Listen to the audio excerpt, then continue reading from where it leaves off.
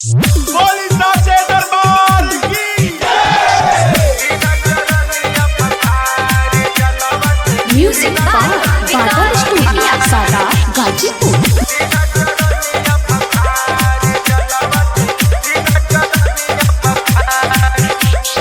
जलवा से दिन चरनिया पखार, जलवा से दिन चरनिया पखार। लाल चुनरिया ओढ़ी मयरिया आ गईले हमारा दुआर। जलवा से दिन चरनिया पखार, जलवा से दिन चरनिया पखार।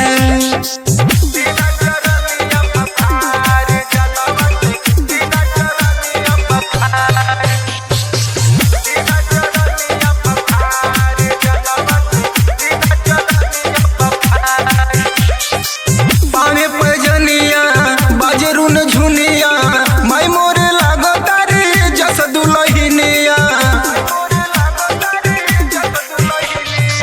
पानी पैजनिया बाजरून झुनिया माई मोरे लागो तारी जस दुलहिनिया। कल दियरिया रोरिया या छतिया ले आई जाई के बाजार। जलवा से दिन चरनिया पठार, जलवा से दिन चरनिया पखार।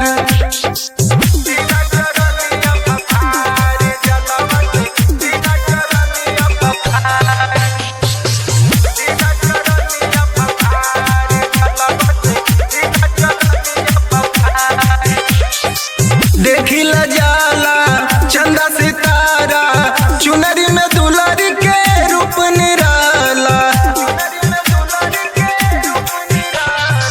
देखी ल जाला चंदा सितारा, चुनरी में दुलारी के रूप